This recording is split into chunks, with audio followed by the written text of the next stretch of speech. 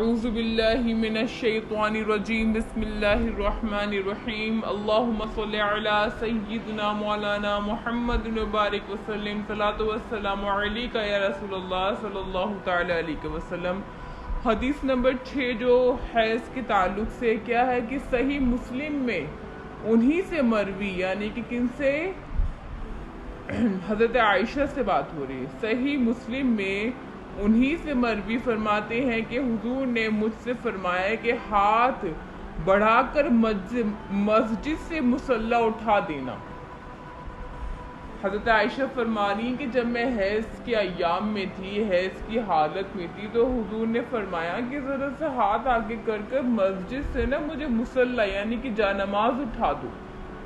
تو اس وقت میں جو خیمے بنتے تھے وہ خیمے بالکل ہی جو حضور کے جو خیمے تھے، حضور کے جو ازواج کے خیمے تھے وہ کیسے تھے؟ بالکل جڑے ہوئے تھے مسجد سے۔ تو ہلکا سا بس ہاتھ ایسے بڑھاتی تھی اور وہ جو ہے مصلی اٹھ جاتا تھا۔ وہی کہہ رہے ہیں کہ حضور نے فرمایا مجھ سے کہ ہاتھ ذرا سا اٹھا کر کیا کرنا ہے، میرا مصلی اٹھا دو۔ تو میں نے عرض کی حضور میں تو حیض سے ہوں، میں تو حائضہ ہوں۔ فرمایا کہ تیرا حیض تیرے ہاتھ میں نہیں ہے۔ حضور نے کیا فرمایا کہ تیرا حیض کیا ہے، تیرے ہاتھ میں نہیں ہے، یعنی کہ ہم لوگ حیض کی جو ایام وغیرہ ہیں اس میں جانماز وغیرہ اٹھا سکتے ہیں۔ کیا ہے کہ صحیح مسلم میں ام المؤمنین میمونہ رضی اللہ تعالی عنہ سے مروی ہے، وہ کیا فرماتی ہیں کہ حضور اکرم صلی اللہ تعالی علیہ وسلم ایک چادر میں نماز پڑھتے تھے، ٹھیک ہے، جس کا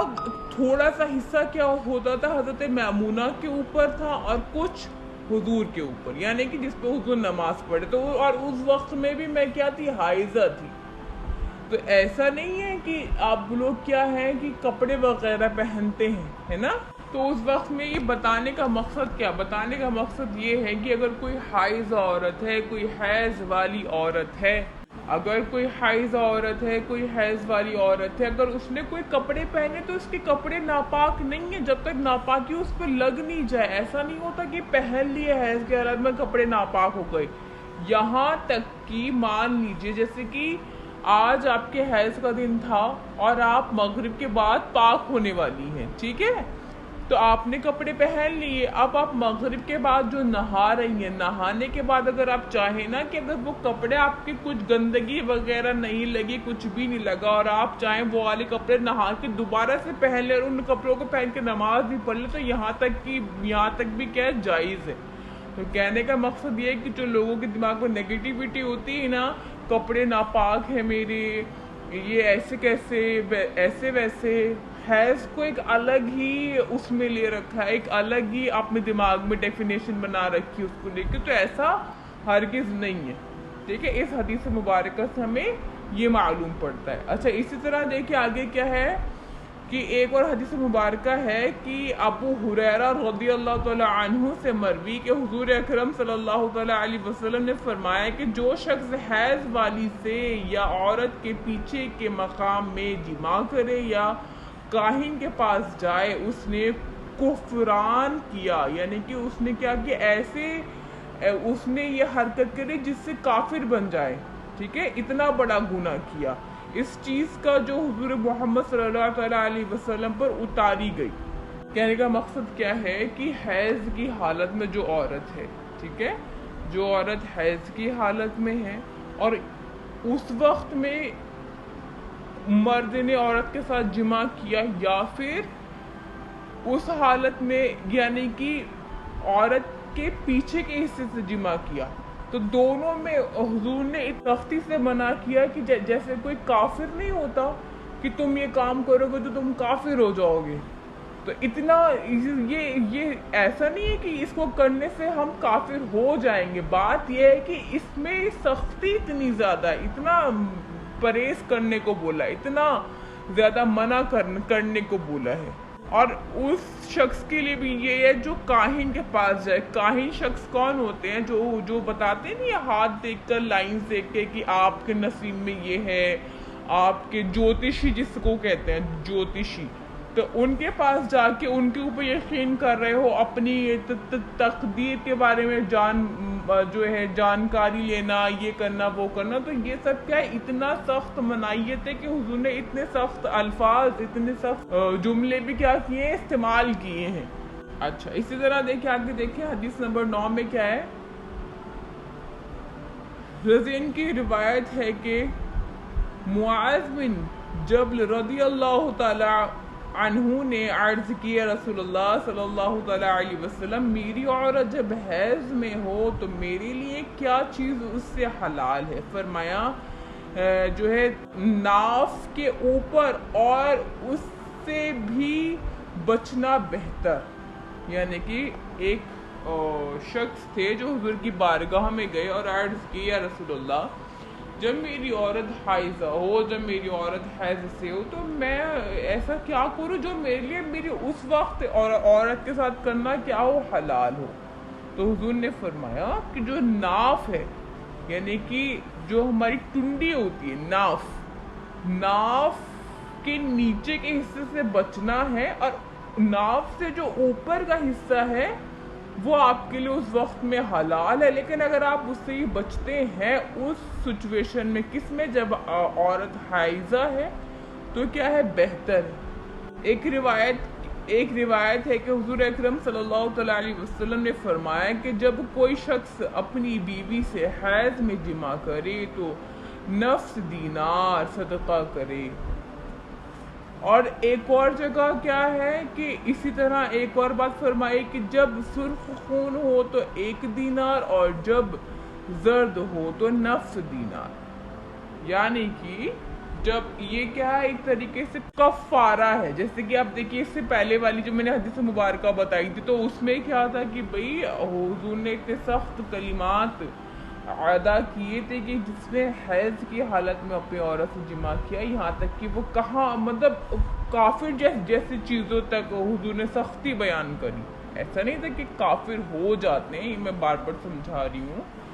کہ ایسا نہیں ہے کہ حیض کی حالت میں جمع کرنے سے شخص کافر ہوئے، ایسا نہیں ہے، لیکن سختی استعمال کی گئی ہے، وہ والے الفاظ استعمال بتائے گئے ہیں کہ پرہیز کرنا ہے، یہاں تک حضور نے اتنی سختی بتائی ہے۔ اسی طرح آگے بھی بتا رہے ہیں کہ اگر کسی شخص نے حیض کی حالت میں اپنی عورت سے جمع کیا تو اس کو کیا کرنے ہے، نصف دینار صدقہ کرنے ہیں۔ کیا کرنے ہیں، نصف دینار، یعنی کہ پورے آدھے رقم صدقہ کرنی ہے، ٹھیک ہے۔ اور ایک اور جگہ ایک اور حدیث مبارکہ ہے کہ جب خون سرخ ہو تو 1 دینار دینا ہے، اور جب کیا ہو، زرد ہو تو کیا کرنا ہے، نصف دینار دینا ہے، آدھا دینار دینا ہے۔ تو یہ بات ہے، یعنی کہ یہ کیا ہے، یہ ایک طریقے سے اس کو چیزوں کو ہٹنے کا کفارہ ہے کہ بھئی آپ نے یہ گناہ کیا ہے تو یہ کفارہ ادا کرنا پڑے گا۔ لیکن سب سے پہلی چیز کیا ہے، اب کیا ہے، اگر ذہن بنا لیں کہ اس حالت میں، اس کنڈیشن میں بالکل پرہیز کریں، بالکل پرہیز، ٹھیک ہے۔ حیض کی حکمت کیا ہے، ٹھیک ہے، حیض کی حکمت یعنی کہ کیوں آتا ہے، کیا وجہ ہے۔ تو جب عورت بالغہ ہے نا، تو جب عورت بالغ ہوتی ہے تو عورت بالغہ کے بدن میں نا فطرتاً، جو جیسے جو ہمارا ایک فطرت ہوتی ہے، عادت کے ضرورت کے حساب سے کچھ زیادہ خون پیدا ہوتا ہے۔ جیسے کہ لوگ، آپ نے سنا ہوگا، ایسے بولتے ہیں بہت کمزور ہو گئی ہے، بتاؤ خون کی اتنی کمی اب ہو گئی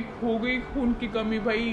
حیض آتا رہتا ہے یا پھر حیض ہر مہینے آتا ہے تو اس لیے خون کی کمی۔ ایسا نہیں ہے، رب تبارک و تعالیٰ کا بہت بہت بڑا احسان ہے کہ جو یہ حیض کا خون آ رہا ہے یہ ہمارے بدن سے نہیں بلکہ ایکسٹرا میں خون بنتا ہے وہ نکلتا ہے، ٹھیک ہے، ایکسٹرا میں خون بنتا ہے وہ نکلتا ہے۔ کون؟ جب عورت بالغہ ہوتی ہے۔ تو بول رہے ہیں کہ بالغہ عورت کے بدن میں جو فطرتاً ضرورت سے زیادہ، جتنا ضروری ہو اس سے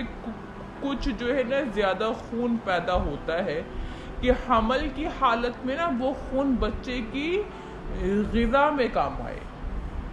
جب عورت حمل میں ہوتی ہے،